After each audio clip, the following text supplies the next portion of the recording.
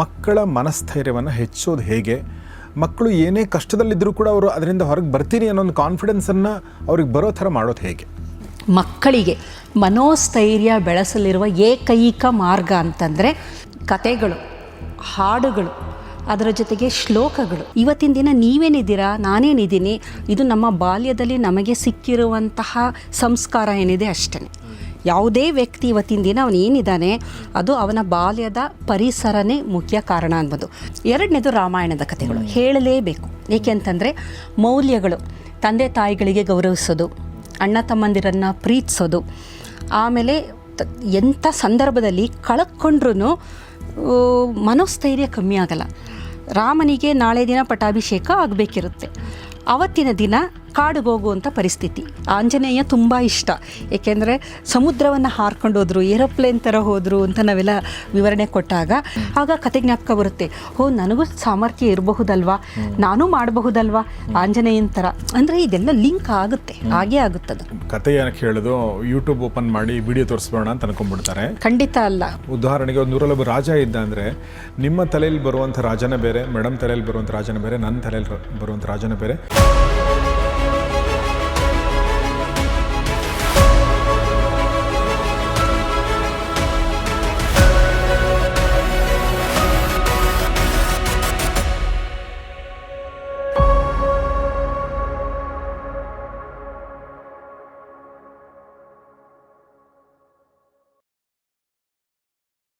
ಸ್ನೇಹಿತರೆ ನಮಸ್ಕಾರ. ಗೌರಿ ಶಕ್ಕಿ ಸ್ಟುಡಿಯೋದ ವಿಶೇಷ ಕಾರ್ಯಕ್ರಮ ಫ್ಯಾಮಿಲಿ ಡಾಕ್ಟರ್, ನಿಮಗೆಲ್ಲ ಆತ್ಮೀಯ ಸ್ವಾಗತ. ನಮ್ಮ ಜೊತೆಗಿದ್ದಾರೆ ನಮ್ಮ ಇವತ್ತಿನ ಫ್ಯಾಮಿಲಿ ಡಾಕ್ಟರ್ ಅತಿಥಿ ಪ್ರೊಫೆಸರ್ ಮಾಲಿನಿ ಅವರು, ಪ್ರೊಫೆಸರ್ ಮಾಲಿನಿ ಎಸ್ ಸುತ್ತೂರು ಅವರು. Madam, welcome to the show. ನಮಸ್ತೆ. ನಮಸ್ತೆ ಸರ್. ಮೇಡಮ್ ಅವರು ಮೈಸೂರು ಯೂನಿವರ್ಸಿಟಿಯ ಡಿಪಾರ್ಟ್ಮೆಂಟ್ ಆಫ್ ಜೆನೆಟಿಕ್ಸ್ ಮತ್ತು ಜೆನೋಮಿಕ್ಸ್ ಇದರ ಚೇರ್ಪರ್ಸನ್ ಆಗಿ ಕೆಲಸ ಮಾಡ್ತಾಯಿದ್ದಾರೆ, ವಿಜ್ಞಾನಿ ಸಂಶೋಧಕಿಯಾಗಿ ಕೆಲಸ ಮಾಡ್ತಾಯಿದ್ದಾರೆ. ಇವತ್ತಿನ ಸಂಚಿಕೆಯಲ್ಲಿ ನಾನು ಮಕ್ಕಳ ಮನೋಸ್ಥೈರ್ಯವನ್ನು ಹೆಚ್ಚಿಸೋದು ಹೇಗೆ ಅನ್ನೋದ್ರ ಬಗ್ಗೆ, ಅಂದರೆ ಈಗ ನಾವು ಕಾನ್ಫಿಡೆನ್ಸ್ ಹೆಚ್ಚಿಸೋದು ಹೇಗೆ, ಮನಸ್ಥಿತಿಯನ್ನು ಸಮರ್ಥಗೊಳಿಸೋದು ಹೇಗೆ ಅನ್ನೋದು ತುಂಬ ಇಂಪಾರ್ಟೆಂಟ್ ವಿಚಾರ. ಬಟ್ ನೋಡಿ, ನಾನು ಈವರೆಗೂ ಕೂಡ ಇದ್ರ ಬಗ್ಗೆ ಯೋಚನೆ ಮಾಡಿಲ್ಲ. ಅಂದರೆ ನಾವು ಹೇಗೆ ನಮ್ಮ ಮನಸ್ಥೈರ್ಯ ಹೇಗೆ ಹೆಚ್ಚಾಯಿತು, ನಮ್ಮ ತಂದೆ ತಾಯಿಗಳು ಏನು ಮಾಡಿದರು, ಅವ್ರ ತಂದೆ ತಾಯಿಗಳು ಏನು ಮಾಡಿದರು ಅನ್ನೋದ್ರ ಬಗ್ಗೆ ನಮಗೆ ಗೊತ್ತಿಲ್ಲ. ನಾವು ನಮ್ಮ ತಂದೆ ತಾಯಿಗಳಿಂದ ಒಂದಷ್ಟು ಒಳ್ಳೆಯ ಪಾಯಿಂಟ್ ಕಲಿತೀವಿ, ಒಂದಷ್ಟು ಕೆಟ್ಟದ್ದು ಕಲಿತೀವಿ, ಟೀಚರ್ಸಿಂದ ಕಲಿತೀವಿ, ನಮ್ಮ ಕ್ಲಾಸ್ಮೇಟ್ಸಿಂದ ಕಲಿತೀವಿ, ಏನೇನೋ ಕಲಿತೀವಿ. ಬಟ್ ಒಟ್ಟಾರೆಯಾಗಿ ಮಕ್ಕಳ ಮನಸ್ಥಿತಿಯನ್ನು ಸಮರ್ಥವಾಗಿ ಅದನ್ನು ಹೆಚ್ಚಿಸೋದು, ಮನಸ್ಥೈರ್ಯವನ್ನು ಹೆಚ್ಚಿಸೋದು, ಆ ಒಂದು ಕಷ್ಟವನ್ನು ಸಹಿಸಿಕೊಳ್ಳೋ ಶಕ್ತಿಯನ್ನು ಹೆಚ್ಚಿಸೋದು, ಧೈರ್ಯವನ್ನು ಅಥವಾ ಕಷ್ಟದ ಸ್ಥಿತಿಯಲ್ಲಿ ಪಾರಾಗುವಂಥದ್ದು ಹೇಗೆ, ಧೈರ್ಯವನ್ನು ಪಡೆದುಕೊಳ್ಳೋದು ಹೇಗೆ, ಈ ಒಂದು ಬಗ್ಗೆ ಪ್ರಾಯಶಃ ನಾನು ಪ್ರಶ್ನೆನೂ ಕೇಳಿಲ್ಲ, ಈವರೆಗೆ ಯಾರೂ ಮಾತಾಡಿಲ್ಲ, ನಾನಂತೂ ಕೇಳಿಲ್ಲ. ಸೊ ಹೀಗಾಗಿ ಇವತ್ತು ಅದನ್ನು ಕೇಳ್ತಾ ಇದ್ದೀನಿ, ಮಕ್ಕಳ ಮನಸ್ಥೈರ್ಯವನ್ನು ಹೆಚ್ಚೋದು ಹೇಗೆ, ಮಕ್ಕಳು ಏನೇ ಕಷ್ಟದಲ್ಲಿದ್ದರೂ ಕೂಡ ಅವರು ಅದರಿಂದ ಹೊರಗೆ ಬರ್ತೀನಿ ಅನ್ನೋ ಒಂದು ಕಾನ್ಫಿಡೆನ್ಸನ್ನು ಅವ್ರಿಗೆ ಬರೋ ಥರ ಮಾಡೋದು ಹೇಗೆ? ಸರ್, ಈಗ ಈ ಒಂದು ಪ್ರಶ್ನೆಗೆ ಎಲ್ಲ ಪೋಷಕರು ತಮ್ಮ ಜೀವನವನ್ನೇ ತಾವು ನೋಡಿಕೊಂಡ್ರೆ, ಈಗ ಗೌರೀಶ್ ಅವರಾಗಿರ್ಬೋದು, ಮಾಲಿನಿ ಆಗ್ಬೋದು, ಮತ್ತೊಬ್ಬರಾಗಿರ್ಬೋದು, ನಾವು ಹಿಂದೆ ತಿರುಗಿ ನಮ್ಮ ಜೀವನವನ್ನು ನಾವು ನೋಡಿದಾಗ ಎಷ್ಟೆಷ್ಟು ಕಷ್ಟದ ಪರಿಸ್ಥಿತಿಯನ್ನು ನಾವು ಎದುರಿಸಿ ಬಂದಿದ್ದೀವಿ. ನಾನೇ ಆಗಲಿ ನನ್ನ ಜೀವನದಲ್ಲಿ ನನಗೆ ಎಲ್ಲ ಕಡೆನೂ ಚಾಲೆಂಜಸ್ಸೇ. ನನಗೆ ಯಾವುದು ಸುಲಭವಾಗಿ ಒಂಥರ ರೆಡ್ ಕಾರ್ಪೆಟ್ ಆಗಿ ಸಿಕ್ಕಿರೋಂಥದ್ದು ಯಾವುದೂ ಇಲ್ಲ. ನನ್ನ ಪ್ರೊಫೆಷನ್ನೇ ಆಗ್ಬೋದು, ಹ್ಯೂಮನ್ ಜೆನೆಟಿಕ್ಸ್ ರಿಸರ್ಚ್ ಅಂತ ನಾನು ಮಾಡಬೇಕಾದ್ರೆ ಈಗಿನವರು ಆದರೆ, ಈಗಿನ ಮಕ್ಕಳಾದರೆ ಯಾರೂ ಮಾಡೋದಿಲ್ಲ. ಅಷ್ಟು ಕಷ್ಟಪಟ್ಟು ನಾನು ರಿಸರ್ಚ್ ಮಾಡಿರೋದು ಹ್ಯೂಮನ್ ಜೆನೆಟಿಕ್ಸಲ್ಲಿ. ಅದರ ಬಗ್ಗೆ ಪರಿಣಿತಿ ಹೊಂದಿರೋರು ಯಾರೂ ಇರಲಿಲ್ಲ ನಮ್ಮ ಕರ್ನಾಟಕದಲ್ಲಿ, ಯಾವುದೋ ವಿಶ್ವವಿದ್ಯಾನಿಲಯದಲ್ಲಿ. ಇದಕ್ಕೋಸ್ಕರ ದೆಹಲಿಗೆ ಹೋಗಿ ಅಲ್ಲಿ ಟ್ರೈನಿಂಗ್ ಮಾಡಿದ್ದು, ಆಮೇಲೆ ಉಸ್ಮಾನಿಯಾ ಯೂನಿವರ್ಸಿಟಿ ಹೈದರಾಬಾದು, ಅಲ್ಲೆಲ್ಲ ಹೋಗಿ ಸುತ್ತಿ ಮಾಡಿ, ಆಮೇಲೆ ಫೆಸಿಲಿಟಿ ಇಲ್ಲ, ಸೌಲಭ್ಯಗಳಿಲ್ಲ, ದುಡ್ಡಿಲ್ಲ. ಮನೇಲಿರೋ ಅಂತಹ ಕುಕ್ಕರು, ಫ್ರಿಜ್ನ ನಾನು ಡಿಪಾರ್ಟ್ಮೆಂಟ್ಗೆ ಶಿಫ್ಟ್ ಮಾಡಿದ್ದೆ. ಏಕೆಂದರೆ ನಾನು ಕೆಮಿಕಲ್ಸ್ನ ಸ್ಟೋರ್ ಮಾಡಿಡಬೇಕಾಗಿತ್ತು, ಅದಕ್ಕೆ ಫ್ರೀಸರು ಬೇಕಿತ್ತು. ಸಿಗ್ತಾ ಇಲ್ಲ, ನಾನು ಏನು ಮಾಡಲಿ, ತರಿಸ್ಕೊಂಡಿದ್ದೀನಿ, ಹಾಳಾಗುತ್ತೆ. ಮೊದಲೆಲ್ಲ ಹೇಗೋ ಅರೇಂಜ್ ಮಾಡ್ಕೊಳ್ತಾ ಇದ್ದೆ, ಆಗ್ತಾ ಇರಲಿಲ್ಲ. ಆಮೇಲೆ ಯಾರನ್ನೋ ಒಬ್ಬರನ್ನ ಡಿಪೆಂಡ್ ಆಗಿರಬೇಕು. ನನಗೆ ಸ್ಯಾಂಪಲ್ ಸಿಕ್ಕಿದಾಗ ಅವ್ರ ಹತ್ರ ಹೋಗಿ, ಅವರು ರಜದಲ್ಲಿದ್ದರೆ ಅವ್ರ ಮನೆಗೆ ಹೋಗಿ ಕೀ ತಗೊಂಬಂದು ಡಿಪಾರ್ಟ್ಮೆಂಟ್ ಓಪನ್ ಮಾಡಿ ಫ್ರಿಜ್ಜಲ್ಲಿಟ್ಟು ಪುನಃ ಲಾಕ್ ಮಾಡಿ ಮನೆಗೆ ತಗೊಂಡೋಗಿ ಕೊಡಿ, ಈ ಥರದ್ದೆಲ್ಲ ಪ್ರೋಸೆಸ್ ಎಲ್ಲ ಆಗ್ತಾಯಿತ್ತು. ಕೊನೆಗೆ ಏನು ಮಾಡಿದೆ, ನಮ್ಮ ಮನೇಲಿ ಕೇಳಿಬಿಟ್ಟು ನಾನು ಫ್ರಿಜ್ನ ಡಿಪಾರ್ಟ್ಮೆಂಟು ನಮ್ಮ ಇದಕ್ಕೆ ಶಿಫ್ಟ್ ಮಾಡ್ತೀನಿ ಅಂತೇಳಿ ಮನೇಲಿರೋ ಕುಕ್ಕರ್, ಸ್ಟವ್, ಫ್ರಿಜ್ ನಾನು ರಿಸರ್ಚ್ ಮಾಡೋದಕ್ಕೆ. ಅಂದರೆ ನಾನು ಏನಕ್ಕೆ ಇದನ್ನು ಹೇಳ್ತಾ ಇದ್ದೀನಿ ಅಂದರೆ, ಎಲ್ಲೇ ಆಗಲಿ ನಾನು ಮನೋಸ್ಥೈರ್ಯವನ್ನು ಕಳ್ಕೊಂಡಿಲ್ಲ. ಈಗ ನೀವೇ ಆಗಲಿ ನಿಮ್ಮ ಜೀವನನ ನೀವು ನೋಡಿದಾಗ ತುಂಬ ಕಷ್ಟಗಳನ್ನು ಎದುರಿಸಿರ್ತೀರ, ಆದರೂ ಎಲ್ಲೂ ಕುಗ್ಗಿಲ್ಲ, ಸಮಸ್ಯೆಗಳನ್ನು ಎದುರಿಸ್ಕೊಂಡು ಬಂದಿದ್ದೀವಿ. ನಾನು ನೀವು ಎಲ್ಲರೂ. ಈಗ ನಾನು ನಮ್ಮ ಅಜ್ಜಿ ನಮ್ಮ ತಾಯಿನ ನೋಡಿದಾಗ ನನಗೆ ಅವರಷ್ಟು ಕಷ್ಟಪಟ್ಟಿರೋ ಹೆಂಗಸನ್ನ ನಾನು ನೋಡೇ ಇಲ್ಲ ಇದುವರೆಗೂ. ಅವ್ರಿಗೆ ತುಂಬ ಅಸ್ತಮ್ಯಾಟಿಕ್, ಸಿವಿಯರ್ ಅಸ್ತಮ್ಯಾಟಿಕ್. ಅವರು ಕೂತ್ರೆ ಸೌಂಡ್ ಬರೋದು, ಕೂತಿದ್ದಾಗಲೇ ಸೌಂಡು ಗೊಯ್ ಅಂತ ಸೌಂಡ್ ಬರೋದು. ಒಬ್ಬರು ಬೆಸ್ಟ್ ಟೀಚರ್ ಅವರು, ಕಾಯಿಲೆ ಇದ್ರ ಜೊತೆ ಭಾಳ ಕಷ್ಟ ಅನುಭವಿಸಿದ್ದು. ಅದನ್ನೆಲ್ಲ ನೋಡಿದಾಗ ನಮಗೆ ಏನಾದ್ರು ತೊಂದರೆ ಆದರೆ ಆ ತೊಂದರೆ ಏನು ತೊಂದರೆನೇ ಅಲ್ಲ ಅಂತ ಅನಿಸುತ್ತೆ. ಅಂದರೆ ಇದಕ್ಕೆಲ್ಲ ಈ ಮನೋಸ್ಥೈರ್ಯ, ಈಗ ನಮಗೆ ನಿಮಗೆ ನಮ್ಮ ಹಿರಿಯರಿಗೆ ಬಹಳ ಕಷ್ಟನ ಅವರು ಪಟ್ಟಿದ್ದಾರೆ. ಅವ್ರದ್ದು ಕೆಲವೆಲ್ಲ ಸಾಧಕರದ್ದು ನೀವು ಆಟೋಬಯೋಗ್ರಫಿ, ಆತ್ಮಚರಿತ್ರೆ ನಾವು ಓದಬೇಕಾಗುತ್ತೆ. ಆವಾಗ ನಮಗೆ ಒಂದು ಸತ್ಯ ದರ್ಶನ ಅಂತಂತೀವಲ್ಲ, ಮೇಡಮ್ ಕ್ಯೂರಿ ಅವರ ಆತ್ಮಚರಿತ್ರೆ ಓದಿದ್ರೆ ಗೊತ್ತಾಗುತ್ತೆ. ಎಲ್ಲರದ್ದು ಅಷ್ಟೇ, ಎಲ್ಲ ಸಾಧಕರು ಯಾರು ಕಂಫರ್ಟಬಲ್ ಝೋನಿಂದ ಬಂದವರಲ್ಲ. ಯಾರು ಅನ್ಕಂಫರ್ಟಬಲ್ ಝೋನ್ನಾಗಿ ಡಿಸ್ಕಂಫರ್ಟ್ ಆಗಿರ್ತಾರೆ ಅಂಥವರು ಮಾತ್ರ ಸಾಧನೆಯನ್ನು ಮಾಡಿದ್ದಾರೆ. ಎಲ್ಲ ಇದ್ದಾಗ ಮಾಡೋಕ್ಕಾಗಲ್ಲ. ಇದಕ್ಕೆಲ್ಲ ಮೂಲ ಎಲ್ಲೇ ಸುತ್ತಿ ಬಳಸಿ ಹೋದರೆ ಒಂದು ಕಾಮನ್ ಪಾಯಿಂಟು ನಮಗೆ ಸಿಕ್ಕುತ್ತೆ. ಅದೇನೆಂದರೆ ಕಥೆಗಳು. ಮಕ್ಕಳಿಗೆ ಮನೋಸ್ಥೈರ್ಯ ಬೆಳೆಸಲಿರುವ ಏಕೈಕ ಮಾರ್ಗ ಅಂತಂದರೆ ರೈಮ್ಗಳು. ರೈಮ್ ಅಂದರೆ ಪದ್ಯಗಳು, ಕಥೆಗಳು, ಹಾಡುಗಳು, ಅದರ ಜೊತೆಗೆ ಶ್ಲೋಕಗಳು. ಇಷ್ಟನ್ನ ನೀವೇನಾದರೂ ಮಕ್ಕಳಿಗೆ ಒಂದು ಪ್ಯಾಕೇಜ್ ಥರ ಕೊಡ್ತಾ ಬಂದರೆ ಮಕ್ಕಳ ಮನೋಸ್ಥೈರ್ಯ, ನೀವು ಬೇರೆ ಇನ್ನೇನು ಮಾಡೋದು ಬೇಡ, ಮಕ್ಕಳಿಗೆ ಕತೆಗಳನ್ನು ಹೇಳ್ತಾ ಬರಬೇಕು. ಅದನ್ನು ಹೇಳಿದ್ರೆ ನಾನು ಹೇಳ್ತೀನಿ, ಲಿಸ್ಟ್ ಮಾಡ್ತಾ ಹೋಗ್ತೀನಿ. ಅಟ್ಲೀಸ್ಟ್ ಅದನ್ನು ಎಲ್ಲೋ ಒಂದು ಕಡೆ ಆ ಮಕ್ಕಳಿಗೆ, ಈಗ ನಿಮ್ಮ ಮಕ್ಕಳು ದೊಡ್ಡವರಾಗಿರ್ಬೋದು, ಮೊಮ್ಮಕ್ಕಳು ಇರ್ತಾರಲ್ವ, ಆ ಮೊಮ್ಮಕ್ಕಳಿಗೆ ನೀವು ಅದನ್ನು ಹೇಳ್ತಾ ಬಂದರೆ ಅವ್ರಿಗೆ ಆ ಪರಿಸ್ಥಿತಿಗಳು ಬಂದಾಗ ಅದನ್ನು ಯಾವ ರೀತಿ ಎದುರಿಸಬೇಕು ಅಂತ ನೀವು ಆಲ್ರೆಡಿ ಒಂದು ಕತೆ ಕೊಟ್ಬಿಟ್ಟಿದ್ದೀರಾ, ತಲೆಯಲ್ಲಿ ಇರುತ್ತದು. ಆ ಒಂದು ಸೀನ್ ಅವ್ರಿಗೆ ಗೊತ್ತಿರುತ್ತೆ. ಓ ಈ ಥರ ಬಂದರೆ ನಾನು ಹೀಗೆ ಮಾಡಬೇಕು ಅಂತ ಧೈರ್ಯ ಕಳ್ಕೊಳ್ಳಲ್ಲ ಅವರು.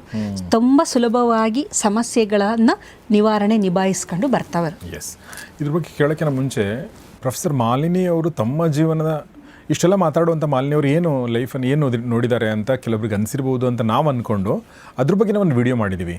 ಅವರು ತಮ್ಮ ಲೈಫನ್ನು ಹೇಗೆ ಲೀಡ್ ಮಾಡಿದರು, ಹೇಗೆ ಸಮಸ್ಯೆಗಳನ್ನ ಎದುರಿಸಿದ್ರು, ಅದು ಸಾಂಸಾರಿಕ ಸಮಸ್ಯೆಗಳಿರ್ಬೋದು, ಹೌದು, ಅಥವಾ ಅದು ಪ್ರೊಫೆಷನಲ್ ಸಮಸ್ಯೆಗಳಿರ್ಬೋದು, ಅದು ವೈಯಕ್ತಿಕ ಸಮಸ್ಯೆ, ಎಲ್ಲ ಸಮಸ್ಯೆಗಳನ್ನ ಹೇಗೆ ಎದುರಿಸಿದ್ರು ಅನ್ನೋದರ ವಿಡಿಯೋ ಮಾಡಿದ್ದೀವಿ. ದಯವಿಟ್ಟು ಅದನ್ನು ನೋಡಿ. ಆವಾಗ ನಿಮಗೆ ಮೇಡಮ್ ಬಗ್ಗೆ ಗೊತ್ತಾಗುತ್ತೆ. ಯಾಕೆಂದರೆ ಮಾತಾಡೋಕ್ಕೊಂದು ಬೇಕಲ್ಲ ಅರ್ಹತೆ. ಓಕೆ, ಅವ್ರು ಅದನ್ನು ಸ್ವತಃ ಅನುಭವಿಸಿದ್ದಾರೆ, ಸ್ವತಃ ಅದನ್ನು ಎದುರಿಸಿದ್ದಾರೆ, ಹೀಗಾಗಿ ಈ ವಿಚಾರಗಳನ್ನ ಹೇಳ್ತಾ ಇದ್ದಾರೆ. ಸೊ ಮೇಡಮ್, ಅದರ ಲಿಂಕ್ ಡಿಸ್ಕ್ರಿಪ್ಷನ್ ಇರುತ್ತೆ, ಅದನ್ನು ನೋಡಿ ಅಂತ ಕೇಳ್ಕೊಳ್ತೀನಿ. Yes madam. ಈಗ ತಂದೆ ತಾಯಿಗಳು ಮಕ್ಕಳಿಗೆ ಹೇಳಲೇಬೇಕಾದ ಕೆಲವು ಕಥೆಗಳು ಅಂತ ನಾವು ಲಿಸ್ಟ್ ಮಾಡ್ತಾ ಬಂತಂದರೆ, ಮೊದಲನೇದಾಗಿ ಪಂಚತಂತ್ರ ಕಥೆ ನೀವು ಹೇಳಲೇಬೇಕು. ಕಾರಣ ಏನಂತಂದರೆ, ಪಂಚತಂತ್ರ ಕಥೆಗಳಲ್ಲಿ ಇರುವ ಎಲ್ಲ ಪಾತ್ರಗಳು ಪ್ರಾಣಿಗಳದ್ದು. ಪ್ರಾಣಿಗಳಾದ್ರಿಂದ ಮಕ್ಕಳು ಬಹಳ ಅದನ್ನು ತುಂಬ ಕ್ಯೂರಿಯಸ್ ಆಗಿ ಕುತೂಹಲದಿಂದ ಕೇಳ್ತಾರೆ. ಪ್ರಾಣಿಗಳು ನಮ್ಮ ನಿತ್ಯ ಜೀವನದಲ್ಲಿ ನಡೆಯುವ ಘಟನೆಗಳಲ್ಲಿ ಬರುವ ವ್ಯಕ್ತಿಗಳನ್ನು ಒಂದೊಂದು ಪಾತ್ರಗಳಷ್ಟೇ ರೆಪ್ರೆಸೆಂಟ್ ಮಾಡ್ತಾ ಬರುತ್ತೆ. ನೀವು ದಿನಾ ಒಂದೊಂದು ಪಂಚತಂತ್ರದ ಕಥೆಗಳನ್ನು ಮಕ್ಕಳಿಗೆ ಹೇಳ್ತಾ ಬಂದರೆ, ಯಾವ ಕಾರಣದಿಂದ ಯಾವ ಸಮಸ್ಯೆ ಬಂತು, ಈ ಸಮಸ್ಯೆ ಬಂದರೆ ಅದನ್ನು ನಿವಾರಿಸುವುದು ಹೇಗೆ, ಜನರ ಜೊತೆ ಸಮಾಜದಲ್ಲಿ ಯಾವ ರೀತಿ ನಡ್ಕೋಬೇಕು, ಯಾರನ್ನ ನಂಬಬೇಕು, ಯಾರನ್ನ ನಂಬಬಾರದು, ಬೇಕಾದಷ್ಟು ಕಥೆಗಳಿದೆ ಅದರಲ್ಲಿ. ಯಾವ ರೀತಿ ಮೋಸ ಆಗುತ್ತೆ, ಯಾವ ರೀತಿ ಪ್ರಾಣಿಗಳು ಸಾಯಿಸಲ್ಪಡುತ್ತೆ, ಇದೆಲ್ಲದು ಕಥೆಗಳ ರೂಪದಲ್ಲಿ ಇರೋದ್ರಿಂದ ಇದೆಲ್ಲ ಏನು ಅಂತಂದರೆ ಹೇಳ್ತಾ ಬಂದರೆ ಅದು ಮಗುವಿನ ಒಂದು ಮೆದುಳಿನಲ್ಲಿ, ಅದು ಸಬ್ಕಾನ್ಷಿಯಸ್ ಮೈಂಡಲ್ಲಿ ರೆಕಾರ್ಡ್ ಆಗ್ತಾ ಬರುತ್ತೆ. ಇವತ್ತಿನ ದಿನ ನೀವೇನಿದ್ದೀರಾ, ನಾನೇನಿದ್ದೀನಿ, ಇದು ನಮ್ಮ ಬಾಲ್ಯದಲ್ಲಿ ನಮಗೆ ಸಿಕ್ಕಿರುವಂತಹ ಸಂಸ್ಕಾರ ಏನಿದೆ ಅಷ್ಟೇ. ಯಾವುದೇ ವ್ಯಕ್ತಿ ಇವತ್ತಿನ ದಿನ ಅವನು ಏನಿದ್ದಾನೆ ಅದು ಅವನ ಬಾಲ್ಯದ ಪರಿಸರನೇ ಮುಖ್ಯ ಕಾರಣ ಅನ್ಬೋದು. ಏಕೆಂದರೆ ಸಬ್ಕಾನ್ಷಿಯಸ್ ಮೈಂಡಲ್ಲಿ ನಮ್ಮ ಬಾಲ್ಯದಲ್ಲಿ ನಡೆದಿರುವ ಎಲ್ಲದೂ, ಕುಟುಂಬ ಆಗಿರ್ಬೋದು, ಪರಿಸರ ಆಗಿರ್ಬೋದು, ಇದೆಲ್ಲ ಏನಾಗುತ್ತೆ ಅಂದರೆ ರೆಕಾರ್ಡ್ ಆಗುತ್ತದು. ಅದೇ ಮುಂದಿನ ದಿನದಲ್ಲಿ ನಮ್ಮ ಬಿಹೇವಿಯರ್ ಆಗಿರ್ಬೋದು, ನಮ್ಮ ನಡವಳಿಕೆ, ನನ್ನ ಆಲೋಚನೆಗಳು, ನನ್ನ ಗುರಿ ಎಲ್ಲದು ನನ್ನ ಬಾಲ್ಯ, ನನಗೆ ಅದಕ್ಕೆ ಬಾಲ್ಯ ಇದೆಯಲ್ಲ ತುಂಬ ಅದು ನಿಮ್ಮನ್ನ ಶೇಪ್ ಮಾಡೋದೇ ಅಲ್ಲಿ, ಅದು ನಿಜವಾದ ಶೇಪಿಂಗ್ ಆಗೋದೇ ಬಾಲ್ಯದಲ್ಲಿ. ಸೊ ಈಗ ನೀವು ಪಂಚತಂತ್ರ ಕಥೆ ಹೇಳಲೇಬೇಕು. ಚಾತುರ್ಯತೆ ಅಂದರೆ ಹೇಗೆ, ವ್ಯವಹಾರ ಜ್ಞಾನ ಅಂದರೆ ಹೇಗೆ ಮಗುವಿಗೆ ಗೊತ್ತಿಲ್ಲ. ನೀವು ಹೇಳ್ತಾ ಬಂದರೆ ಏನಾಗುತ್ತೆ ಅಂದರೆ ನ್ಯೂರೋಪ್ಲಾಸ್ಟಿಸಿಟಿ, ಆ ನರಕೋಶದಲ್ಲಿ ಅದೊಂದು ಡೆವಲಪ್ ಆಗುತ್ತೆ, ಒಂದು ಪಾತ್ವೇ ಡೆವಲಪ್ ಆಗುತ್ತೆ. ಈ ಥರ ಸಮಸ್ಯೆ ಬಂದರೆ ನಾನು ಈ ಥರ ಎದುರಿಸ್ಬೋದು, ಆಲ್ರೆಡಿ ಸ್ಟೋರ್ ಆಗಿದೆ. ಮಗುವಿಗೆ ಸಮಸ್ಯೆ ಬರುತ್ತೆ, ಅದು ಏನು ಯೋಚನೆ ಮಾಡೋದೇ ಬೇಡ, ಅದನ್ನು ಪಿಕ್ ಮಾಡುತ್ತೆ. ಆ ಹಿಂದಿನ ಮೆಮೊರಿ ಇದೆಯಲ್ಲ ಪಿಕ್ ಮಾಡ್ಕೊಂಡು ರಿಯಾಕ್ಟ್ ಮಾಡ್ತಾ ಬರುತ್ತೆ. ಹಾಗಾಗಿ ಪಂಚತಂತ್ರ ಕಥೆಗಳನ್ನು ಹೇಳಲೇಬೇಕು. ಅಲ್ಲಿ ದಡ್ಡ ರಾಜಕುಮಾರರನ್ನು ಬುದ್ಧಿವಂತರನ್ನಾಗೇ ಮಾಡಿದ್ದಾರೆ ಕಥೆಗಳನ್ನು ಹೇಳಿ. ವಿಷ್ಣು ಶರ್ಮನ ಹೇಳಿರೋ ಕಥೆಗಳು, ರಾಜ್ಕುಮಾರರು ತುಂಬ ದಡ್ಡರಿರ್ತಾರೆ, ಅವ್ರನ್ನ ಯಾವ ರೀತಿ ಬುದ್ಧಿವಂತರನ್ನಾಗಿ ಮಾಡೋಕ್ಕಾಗದೇ ಇದ್ದಂಥ ಸಂದರ್ಭದಲ್ಲಿ ಪಂಚತಂತ್ರ ಕಥೆಗಳ ಮುಖಾಂತರ ಅವರಿಗೆ ಜ್ಞಾನವನ್ನು ನೀಡಿ ಅವರನ್ನು ಸಮರ್ಥನರನ್ನಾಗಿ ಮಾಡ್ತಾನೆ. ಸೊ ನಿಮ್ಮ ಮಕ್ಕಳಿಗೆ ದಡ್ಡ ರಾಜ್ಕುಮಾರರೇ ಬುದ್ಧಿವಂತರಾದಾಗ ಬುದ್ಧಿವಂತ ಮಕ್ಕಳಿಗೆ ಈ ಕಥೆಗಳನ್ನು ಹೇಳಿದ್ರೆ ಇನ್ನೂ ಬುದ್ಧಿವಂತರಾಗ್ತಾರೆ, ಮನಸ್ಥೈರ್ಯ ಹೆಚ್ಚಾಗುತ್ತೆ. ಇದು ಮೊದಲನೇದು.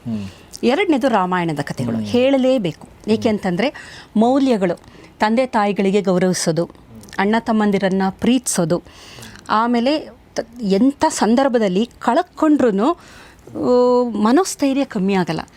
ರಾಮನಿಗೆ ನಾಳೆ ದಿನ ಪಟ್ಟಾಭಿಷೇಕ ಆಗಬೇಕಿರುತ್ತೆ. ಅವತ್ತಿನ ದಿನ ಕಾಡಿಗೆ ಹೋಗುವಂಥ ಪರಿಸ್ಥಿತಿ ಮುಂದಿನ ಜೀವನದಲ್ಲಿ ಆ ಮಗುವಿಗೆ ಅಂಥ ಪರಿಸ್ಥಿತಿ ಬಂದರೆ ಬರಬಹುದು. ನಾಳೆ ದಿನ ಆಫೀಸ್ಗೆ ಹೋಗ್ತೀನಿ, ನನಗೆ ಪ್ರಮೋಷನ್ ಅಂತ ಹೋಗ್ತಾನೆ ಅವನು. ಈಗ ರಾಮಣ್ಣ ಕತೆ ನಾವು ಕೇಳಿರ್ತೀವಿ, ಮೊದಲು ಪ್ರಮೋಷನ್ ಅಂತ ಹೇಳಿರ್ತಾರೆ, ನೋಡು ನಾಳೆ ನೀವು ಬನ್ನಿ, ನೀವು ರಿಪೋರ್ಟ್ ಮಾಡ್ಕೊಳ್ಳಿ, ನಿಮಗೆ ಪ್ರಮೋಷನ್ ಸಿಕ್ಕಿದೆ, IT ಕಂಪ್ನಿ ಗೊತ್ತಲ್ಲ ನಿಮಗೆ. ಅಲ್ಲಿ ಹೋದರೆ ಅವನು ಅವತ್ತಿನ ದಿನ ಅವನಿಗೆ ಇವತ್ತಿಂದ ನಿಮ್ಮನ್ನು ಕೆಲಸಕ್ಕೆ ತಗೊಳಕ್ಕಾಗೋದಿಲ್ಲ, ಮನೆಗೆ ಹೋಗಿ ಅಂತಾರೆ. ಮನೆಗೆ ಹೋಗಿ ಅಂತ ಹೇಳಲ್ಲ, ಇಲ್ಲಿ ಕಾಡಿಗೆ ಹೋಗಿ ಅಂತಾರೆ. ಅಂದರೆ ನೀವು 12 ವರ್ಷ ಎಲ್ಲೂ ಕೆಲಸ ಮಾಡೋಂಗಿಲ್ಲ ಅನ್ನೋ ಥರ. ಅದು ಹೌದು, ರಾಮನಿಗೆ ಅವಾಗ ಮಗು ಕತೆ ಕೇಳಿರುತ್ತಲ್ವ. ಪಟ್ಟಾಭಿಷೇಕ ಆಗಬೇಕಾಗಿದ್ದ ರಾಮ ಕಾಡ್ಗೋದಾಗ ಧೈರ್ಯವಾಗಿ ರಾಮ ಏನೇ ಒಂದು ಭಾವನೆಗಳ ಉದ್ವೇಗ ಆಗದೆ, ಏನೂ ಆಗದೆ, ಕಳಕಳದೆ, ಹತಾಶನ ಆಗದೆ ಯಾವ ರೀತಿ ಹೋದ ಅನ್ನೋದು ಮಗು ತಿಳ್ಕೊಂಡ್ರೆ ಅದೇ ಥರ ಪರಿಸ್ಥಿತಿ ಬರುತ್ತಲ್ಲ, ಬಂದಾಗ ಏನಾಗುತ್ತೆ, ಅದನ್ನು ಫೇಸ್ ಮಾಡೋ ಶಕ್ತಿ ಅದಕ್ಕಿರುತ್ತೆ, ತಗೊಳುತ್ತದು ಅದನ್ನು ಈಸಿಯಾಗಿ. ಸೀತೆಯನ್ನು ರಾವಣ ಅಪಹರಿಸ್ತಾ ಅಂತ ಓದಿರುತ್ತದು, ಕೇಳಿರುತ್ತೆ. ಆಮೇಲೆ ಎಲ್ಲೋ ಗಂಡ ಹೆಂಡತಿ ಇದಾಯಿತು, ಹೆಂಡತಿ ಬೇರೆ ಯಾರೋ ಪುರುಷನ ಜೊತೆ ಹೋದಲೋ ಅಥವಾ ಇಷ್ಟಪಟ್ಲೋ ಅಥವಾ ಮದುವೆ ಆಗ್ತೀವಿ ಅಂದರೆ ಇವೆಲ್ಲ ಏನಂದ್ರೆ ಆಲ್ರೆಡಿ ನಮ್ಮ ಮೆದುಳಿಗೆ ಕೆಲವೊಂದು ಈ ಥರ ಇದೆ ಅಂತಂದಾಗ ಅದು ಶಾಕ್ ಆಗಲ್ಲ, ಮನೋಸ್ಥೈರ್ಯ ಕಳ್ಕೊಳ್ಳಲ್ಲ. ಇಲ್ಲ ಅಂತಂದರೆ ಜೀವನವೇ ಮುಗ್ದೋಯ್ತು ಅನ್ನೋ ಒಂದು ಭಾವನೆ ಬರುತ್ತೆ. ಅಂದರೆ ರಾಮಾಯಣದಲ್ಲಿ ಬೇಕಾದಷ್ಟಿದೆ. ಆಮೇಲೆ ಸಹಾನುಭೂತಿ, ಪರಾನುಭೂತಿ, ಈ ಪ್ರಾಣಿಗಳ ಜೊತೆ ಯಾವ ರೀತಿ ನಡ್ಕೊಂತಿದ್ರು, ಶಬರಿಯ ಜೊತೆ ಯಾವ ರೀತಿ ನಡ್ಕೊಂತಿದ್ರು, ಇದೆಲ್ಲ ಈ ಕೋತಿಗಳು, ಕರಡಿಗಳು ಇವೆಲ್ಲ ಪಾತ್ರ ಬರೋದ್ರಿಂದ ಮಕ್ಕಳಿಗೆ ತುಂಬ ಇಷ್ಟ ಆಗುತ್ತೆ ಇದು. ಆಮೇಲೆ ರಾಕ್ಷಸರು ಬರ್ತಾರೆ, ರಾವಣ ಅಂತೆಲ್ಲ. ಮಗುವಿಗೆ ತುಂಬ ಪ್ರೀತಿ, ಆಂಜನೇಯ ತುಂಬ ಇಷ್ಟ. ಏಕೆಂದರೆ ಸಮುದ್ರವನ್ನು ಹಾರ್ಕೊಂಡು ಹೋದ್ರು, ಏರೋಪ್ಲೇನ್ ಥರ ಹೋದರು ಅಂತ ನಾವೆಲ್ಲ ವಿವರಣೆ ಕೊಟ್ಟಾಗ, ಅಂದರೆ ಆಂಜನೇಯಗೆ ನಾವು ಹೇಳ್ತೀವಿ, ಆಂಜನೇಯನಿಗೆ ಅವನ ಶಕ್ತಿಯ ಬಗ್ಗೆ ಅರಿವಿರಲಿಲ್ಲ, ನಂತರ ಅವರೆಲ್ಲ ಜೊತೆಲಿದ್ದ ವಾನರರು ತಿಳಿಸಿದ ಮೇಲೆ ಅರಿವು ಬಂತು ಅಂತ. ಮಗುವಿಗೆ ಹಾಗೆ ಅವನಿಗೆ ಅವನ ಶಕ್ತಿಯ ಬಗ್ಗೆ, ಸಾಮರ್ಥ್ಯದ ಬಗ್ಗೆ ಅರಿವಿರಲ್ಲ. ಆಗ ಕತೆ ಜ್ಞಾಪಕ ಬರುತ್ತೆ, ನನಗೂ ಸಾಮರ್ಥ್ಯ ಇರಬಹುದಲ್ವಾ, ನಾನು ಮಾಡಬಹುದಲ್ವಾ ಆಂಜನೇಯನ ಥರ. ಅಂದರೆ ಇದೆಲ್ಲ ಲಿಂಕ್ ಆಗುತ್ತೆ, ಹಾಗೇ ಆಗುತ್ತದು. ಸೊ ರಾಮಾಯಣದ ಕತೆ. ನಂತರ ಮಹಾಭಾರತದ ಕತೆ. ಜೀವನದಲ್ಲಿ ಮಹಾಭಾರತದಷ್ಟು ಸಂಕೀರ್ಣತೆ ಇರೋಂಥದ್ದು ಯಾವ ಕಾವ್ಯವನ್ನೂ ಇಲ್ಲ.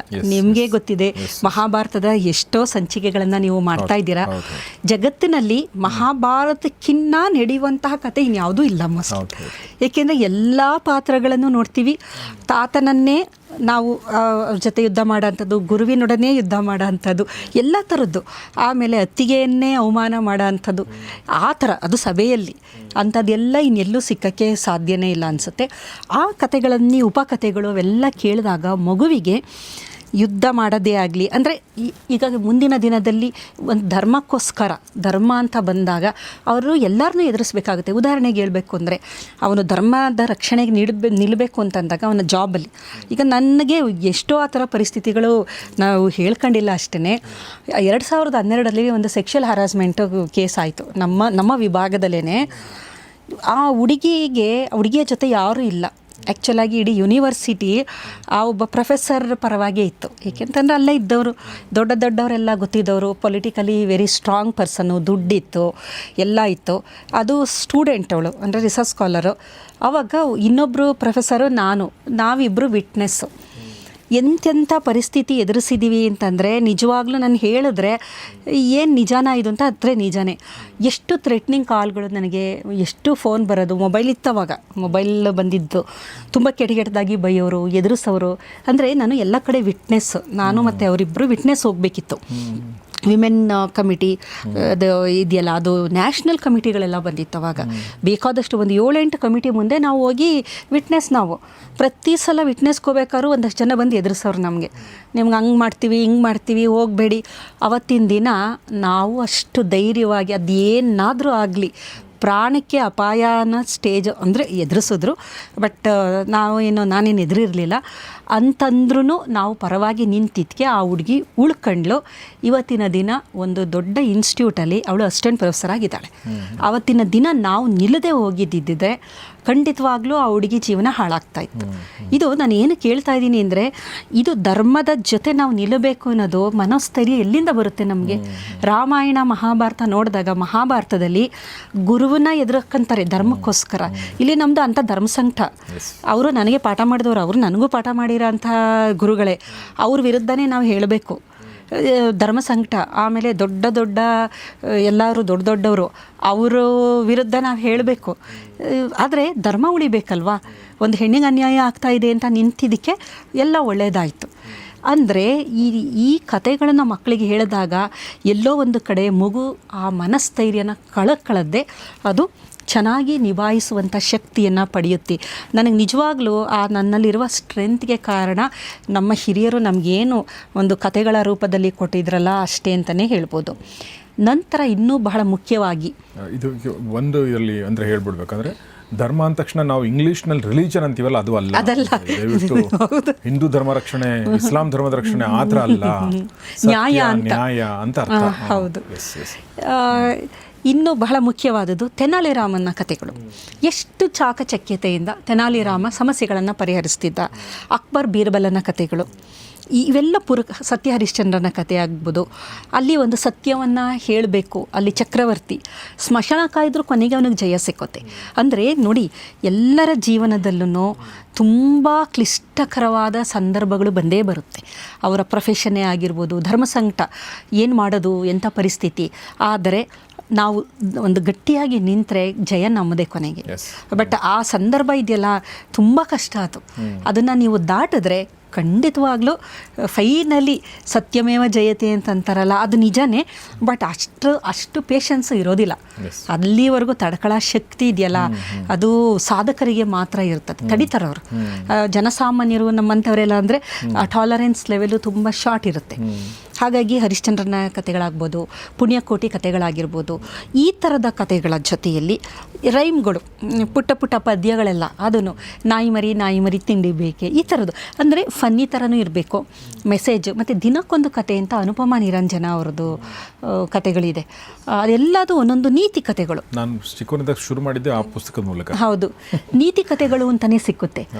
ಈ ಥರದ್ದು ಬೇಕಾದಷ್ಟು ಈಸೋಪನ ಕತೆಗಳು ತುಂಬ ಚೆನ್ನಾಗಿರುತ್ತೆ. ಇವೆಲ್ಲದನ್ನು ಒಂದೊಂದು ಮೆಸೇಜ್ ಕೊಡುತ್ತಲ್ಲ, ಅದನ್ನು ನಮ್ಮ ಮೆದುಳು ಎಲ್ಲೋ ಒಂದು ಕಡೆ ಸ್ಟೋರ್ ಮಾಡ್ತಾ ಬರುತ್ತೆ. ಅದು ಸಣ್ಣದರಲ್ಲಿ. ಈಸೋಪನ ಕತೆಗಳು ನನಗೆ ಗೊತ್ತಿರಲಿಲ್ಲ. ಅದು ನಮ್ಮ ಭಾರತದಲ್ಲ, ಅದು ಆಫ್ರಿಕಾ ಖಂಡದ ಒಂದು ಕಪ್ಪು ಜನಾಂಗದ ಒಬ್ಬ ರಾಜನ ಮನೆಯಲ್ಲಿರುವಂತ ಒಬ್ಬ ಆಳು ಹೇಳುವಂತ ಕಥೆಗಳು ಈಸೋಪ್ ಅಂತ. ನಾನು ಈಸೋಪನ ಕಥೆಗಳು ಅಂದ್ರೆ ಅದನ್ನ ಟೇಕನ್ ಫಾರ್ ಗ್ರಾಂಟೆಡ್. ನಾವು ನಮ್ಮದೇ ಎಲ್ಲೋ ನೋಡಿದ್ರೆ it's not from India, it's from Arabian nights ಅಂತಾನೂ ಇದೆಯಲ್ಲ ಕಥೆಗಳು. ಅದು ಈ ಥರದ ಕಥೆಗಳೆಲ್ಲ ಯಾವ ಥರ ಅಂತಂದರೆ, ಮತ್ತು ವಿಕ್ರಮ ಬೇತಾಳನ ಕಥೆಗಳು ಎಷ್ಟು ಚೆನ್ನಾಗಿದೆ. ಅದು ಅನಾಲಿಸಿಸ್, ತರ್ಕ ಮಾಡೋದು. ಅದು ಕೇಳುತ್ತೆ ಬೇತಾಳ ರಾಜನಿಗೆ, ನಿನಗೆ ವಿಕ್ರಮಾದಿತ್ಯಂಗೆ ಕೇಳುತ್ತೆ, ಇದನ್ನು ಹೇಳಿಲ್ಲ ಅಂದರೆ ನಿನ್ನ ತಲೆ 1000 ಹೋಳು ಹಾಕಿದ್ದೆ. ಆಮೇಲೆ ಅವ್ರು ಎಷ್ಟು ಚೆನ್ನಾಗಿರುತ್ತೆ ಆ ಸಮಸ್ಯೆ ಅಂದರೆ, ಅದು ನಮಗೆ ಹೌದಲ್ವ ಎಷ್ಟು ದೊಡ್ಡ ಸಮಸ್ಯೆ ಅಲ್ವಾ ಅನ್ಸುತ್ತೆ. ಆಮೇಲೆ ವಿಕ್ರಮ ಅದನ್ನು ಹೇಗೆ ಉತ್ತರ ಕೊಡ್ತಾನಂದ್ರೆ ಎಷ್ಟು ಕರೆಕ್ಟಾಗಿ ಕೊಟ್ಟನಲ್ಲ ಅನ್ಸುತ್ತೆ. ಇದನ್ನ ಚಂದಮಾಮ ಅಂತ ಮೊದಲು ಒಂದು ಪುಸ್ತಕ ಬರ್ತಾ ಇತ್ತು. ಅದರಲ್ಲಿ ಸೀರೀಸ್ ಪ್ರತಿ ಸಂಚಿಕೆಯಲ್ಲೂ ಈ ವಿಕ್ರಮ ಮತ್ತೆ ಬೇತಾಳನ ಕಥೆಗಳು ಒಂದೊಂದು ಬರ್ತಾ ಇತ್ತು. ಎಷ್ಟು ಚೆನ್ನಾಗಿರೋದು ಅಂದರೆ ಅದೆಲ್ಲ ನಿಮಗೆ ಲಾಜಿಕ್. ಅದು ನಿಮಗೆ ಈ ಥರ ಸಮಸ್ಯೆ ಬಂದರೆ ನೀವು ಈ ಥರ ಪರಿಹಾರ ಮಾಡಬೇಕು. ರಾಜ ಹೇಳ್ತಾನೆ, ಉತ್ತರ ಹೇಳ್ತಾನೆ. ಆವಾಗ ಅದು ಕೇಳುತ್ತೆ, ಕ್ವೆಶನ್ ಮಾಡ್ತಾ ಬರುತ್ತದು. ರಾಜ ಯಾಕೆ ಈ ಥರ ಮಾಡಲಿಲ್ಲ, ಅವನು ಯಾಕೆ ಹಂಗೆ ಮಾಡ್ದ ಅಂದರೆ ಜಸ್ಟಿಫಿಕೇಶನ್ ಕೊಡ್ತಾನೆ ವಿಕ್ರಮಾದಿತ್ಯ. ಹಾಗಾಗಿ ಈ ಥರದನ್ನೆಲ್ಲ ಮಕ್ಕಳಿಗೆ ಇದರ ಜೊತೆಗೆ ಶ್ಲೋಕಗಳು ಹೇಳೋಂಥದ್ದು. ಆಮೇಲೆ ಏಕೆಂದರೆ ಉಚ್ಚಾರ ಚೆನ್ನಾಗಿ ಬರುತ್ತೆ. ಕಮ್ಯುನಿಕೇಷನು ನಾವು ಹೇಳಿ ಮಕ್ಕಳ ಕಡೆಯಿಂದ ಹೇಳಿಸೋಂಥದ್ದು. ಈಗ ನಾನು ಆ ಕತೆ ಹೇಳಿದ್ದೀನಲ್ಲ, ನೀನು ಹೇಳೋದನ್ನು ರಿಪೀಟ್ ಮಾಡು. ಅದು ವಾಕ್ಚಾತುರ್ಯ ಚೆನ್ನಾಗಾಗುತ್ತೆ, ಅದು ಪದಗಳ ಜೋಡಣೆ ಚೆನ್ನಾಗಾಗುತ್ತೆ. ಆಮೇಲೆ ಮೆದುಳು ಕನೆಕ್ಟಿವಿಟಿ ಚೆನ್ನಾಗಿ ಮಾಡ್ತಾ ಬರುತ್ತೆ. ಈಗ ಒಂದು ಬಿಟ್ ಆ್ಯಂಡ್ ಪೀಸಸ್ಸಲ್ಲಿರುವಂತಹ ಸಂದರ್ಭಗಳನ್ನು ಒಂದು ಜೋಡಣೆ ಮಾಡಿ ಒಂದು ಕಥೆಯ ರೂಪದಲ್ಲಿ ನಾನು ನರೇಟ್ ಮಾಡಬೇಕು ಅಂತಂದರೆ ಅದೊಂದು ಕೌಶಲ್ಯ. ಆ ಕೌಶಲ್ಯ ಮಗುವಿಗೆ ಬೇಕು, ಕಲಿಸ್ಬೇಕು ಅಂತಂದರೆ ಕಥೆಗಳನ್ನು ಹೇಳಿಸುವುದರ ಮುಖಾಂತರ, ಪದ್ಯಗಳನ್ನು ಹೇಳಿಸುವುದು, ಮೆಮೊರಿ, ಕಾನ್ಸಂಟ್ರೇಷನು, ಮೆಮೊರಿ, ಈ ಥರ ಎಲ್ಲ ಓವರಾಲ್ ಹೇಳ್ತೀನಲ್ಲ, ಅದ್ಭುತ ಇದು ನಮ್ಮ ಹಿರಿಯರು ನಮಗೆ ಮಾಡಿದ್ದಾರೆ. ಆದರೆ ನಾವೇನು ಮಾಡ್ತಾಯಿದ್ದೀವಿ ಇವಾಗ, ಕಥೆಯಿಂದ ಏನಾಗುತ್ತೆ ಮಹಾ ಅಂತ ಆ ಥರ ಅಂತೀವಿ. ಕತೆಗಳನ್ನು ಹೇಳುವುದರ ಹಿಂದಿನ ವೈಜ್ಞಾನಿಕತೆ ಇದನ್ನು ಹೇಳಿದ್ರೆ ಮನೋಬಲ, ಮನೋಸ್ಥೈರ್ಯ, ಮೆಂಟಲ್ ರೆಸಿಲಿಯನ್ಸ್ ಅಂತ ಅಂತೀವಲ್ಲ, ಆ ಸ್ಥಿತಿಸ್ಥಾಪಕತ್ವ ಇದೆಲ್ಲ ಅದ್ಭುತವಾಗಿ ಮಕ್ಕಳಲ್ಲಿ ಬೆಳವಣಿಗೆ ಆಗುತ್ತೆ. ವಂಡರ್ಫುಲ್. ಬಟ್ ಏನಂದರೆ ಒಂದು ಭಾಳ ನಾನು ಮುಂಚೆನೇ ಹೇಳ್ಬೇಕು ಅಂದ್ಕೊಂಡೆ, ಮುಗಿಲೆ ಅಂತ ಅನ್ಕೋತಾ ಇದ್ದೆ ನಾನು. ತುಂಬ ಜನಕ್ಕೆ ಕತೆ ಏನಕ್ಕೆ ಹೇಳೋದು, ಯೂಟ್ಯೂಬ್ ಓಪನ್ ಮಾಡಿ ವಿಡಿಯೋ ತೋರಿಸ್ಬೋಣ ಅಂತ ಅನ್ಕೊಂಡ್ಬಿಡ್ತಾರೆ. ಖಂಡಿತ ಅಲ್ಲ, ಅದು ಅಲ್ಲ. ಯಾಕೆ ಅಂತ ಹೇಳ್ತೀನಿ ನೋಡಿ. ನಿಮಗೆ ಮೇಡಮ್ಗೆ 100% ಗೊತ್ತಿರುತ್ತೆ. ನೀವು ಯಾವುದೇ, ಈಗ ನೀವು ವಿಕ್ರಮ್ ಬೇತಾಳ್ ಕತೆ ಓದಬೇಕಾದ್ರೆ ಒಂದು ದುರ್ಗಮವಾದ ಒಂದು ಕೋಟೆ, ಅರಮನೆ, ಒಂದು ಗುಡ್ಡದ ಮೇಲಿರುವ ಒಂದು ಅರಮನೆಯ ಚಿತ್ರ ಇದ್ದಾಗ ಆ ಅರಮನೆಯ ಒಂದು ಅಂದರೆ ಎಷ್ಟು ಚೆನ್ನಾಗಿತ್ತು ಅಂದರೆ ಅದ್ರ ಒಳಗಡೆ ಹೇಗಿರ್ಬೋದು ಅಂತ ನಮ್ಮ ಕಲ್ಪನೆಗಳು ಒಂದೊಂದು ಮಗುವಿಗೂ ಇದು ಬೇರೆ ಬೇರೆ ಆಗುತ್ತೆ. ಎಕ್ಸಾಕ್ಟ್ಲಿ. ನೀವು ಕಲ್ಪನೆ ಮಾಡ್ಕೊಳ್ಳೋದೇ ಬೇರೆ, ನಾನು ಕಲ್ಪನೆ ಮಾಡ್ಕೊಳ್ಳೋದು ಅಂದರೆ ಸೃಜನಶೀಲತೆ, ಕ್ರಿಯಾಶೀಲತೆ, ಕ್ರಿಯೇಟಿವಿಟಿ, ಇಮ್ಯಾಜಿನೇಷನ್.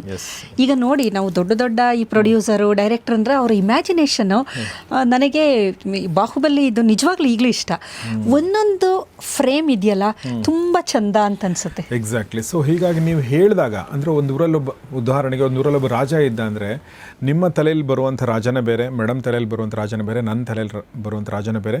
ನೀವು ಎಷ್ಟು ಜನ ನೋಡ್ತಾರೆ ಅಷ್ಟೂ ಜನರ ತಲೆಯಲ್ಲಿ ರಾಜ ಬೇರೆ ಬರುತ್ತೆ. ಅವನು ಕಲರ್, ಅವನ ಡ್ರೆಸ್ ಬೇರೆ ಇರುತ್ತೆ, ಅವನು ನಿಂತ್ಕೊಂಡಿರೋ ಪೋಸ್ಚರ್ ಬೇರೆ ಇರುತ್ತೆ, ಅವನ ಅರಮನೆ ಬೇರೆ ಥರ ಇರುತ್ತೆ. ಅದೇ ನೀವು ಒಬ್ಬ ರಾಜನ ಫೋಟೋ ತೋರಿಸ್ಬಿಟ್ರೆ ಎಲ್ರಿಗೂ ಅದೇ ರಾಜ. ಹೌದು. ಸೊ ಹೀಗಾಗಿ ಕಥೆಯನ್ನು ಹೇಳೋದಿದೆಯಲ್ಲ, ವರ್ಣನೆ ಮಾಡ್ಕೊಂಡು ಹೇಳೋದಿದೆಯಲ್ಲ, ಒಂದು ದಟ್ಟ ಕಾಡಿತ್ತು ಅಂದರೆ ಯಾವ ಥರ ದಟ್ಟ ಕಾಡು, ಪ್ರತಿಯೊಂದು ಮಗುವಿನ ಮನಸ್ಸಲ್ಲಿ ಕೂಡ ಒಂದೊಂದು ಕಾಡು ಕ್ರಿಯೇಟ್ ಆಗ್ತಾ ಹೋಗುತ್ತೆ. ಅದು ಆ ಮಗುವಿನ ಸೃಜನಶೀಲತೆಗೆ ಭಾಳ ಭಾಳ ಹೆಲ್ಪ್ ಮಾಡುತ್ತೆ. ಸೊ ಹೀಗಾಗಿ ಕಥೆಗಳನ್ನ ದಯವಿಟ್ಟು ಹೇಳಿ, ತೋರಿಸಿ ಅಂತ ಬಿಟ್ಬಿಡಬೇಡಿ. ಓದಕ್ಕೆ ಕೊಡಿ, ಮಗು ಸ್ವಲ್ಪ ದೊಡ್ಡದಾದರೆ, ಬಟ್ ಹೇಳುವಂಥದ್ದು ತುಂಬ ಚಿಕ್ಕವರಿದ್ದಾಗ ಹೇಳುವಂಥದ್ದು ಭಾಳ ಮುಖ್ಯ. ಮಲಗಬೇಕಾದ್ರೆ ಹೇಳ್ತಾ ಬಂದರೆ ಟ್ರಾನ್ಸ್ಗೆ ಹೋಗುತ್ತೆ ಮಗು. ಆ ಒಂದು ಅರ್ಧ ನಿದ್ದೆ, ಮಂಪರಿನ ಸ್ಥಿತಿಯಲ್ಲಿ ನೀವು ಹೇಳಿದ್ರೆ ಆ್ಯಸ್ ಸಚ್ ಅದನ್ನ ತಗೊಂಬಿಡುತ್ತೆ. ಆಮೇಲೆ ಅದು ಸ್ಟೋರ್ ಆಗುತ್ತಲ್ಲ, ಮುಂದಿನ ದಿನ ಓಪನ್ ಆಗುತ್ತೆ, ಯಾವತ್ತೋ ಒಂದು ಸಂದರ್ಭ ಬಂದಾಗ ಓಪನ್ ಆಗಿ ಕನೆಕ್ಟ್ ಆಗುತ್ತದೆ. ಸೊ ಥ್ಯಾಂಕ್ ಯು ಮೇಡಮ್, ನಮ್ಮ ಜೊತೆ ಇಷ್ಟೊತ್ತು ಮಾತಾಡಿದ್ರಿ, ಈ ವಿಚಾರನ ಅದ್ಭುತವಾಗಿ ಹೇಳಿದ್ರಿ. ಸೊ ದಯವಿಟ್ಟು ನಿಮ್ಮ ಸ್ನೇಹಿತರೊಂದಿಗೆ ಈ ವಿಡಿಯೋನ ಶೇರ್ ಮಾಡಿ, ಮತ್ತು ನೀವು ಬಾಲ್ಯದಲ್ಲಿ ಕೇಳಿದ ಕಥೆಗಳೇನಾದರೂ ನಿಮಗೆ ನೆನಪಿಗೆ ಬಂದರೆ ದಯವಿಟ್ಟು ಅದನ್ನು ತಿಳಿಸಿ, ಅದರಿಂದ ಕಲಿತಿರೋ ಪಾಠನ ತಿಳಿಸಿ. ನೋಡ್ತಾರೆ ಗೌರಿಶಕ್ತಿ ಸ್ಟುಡಿಯೋ, ನೋಡ್ತಾರೆ ಫ್ಯಾಮಿಲಿ ಡಾಕ್ಟರ್ ಕಾರ್ಯಕ್ರಮ. ನಮಸ್ಕಾರ.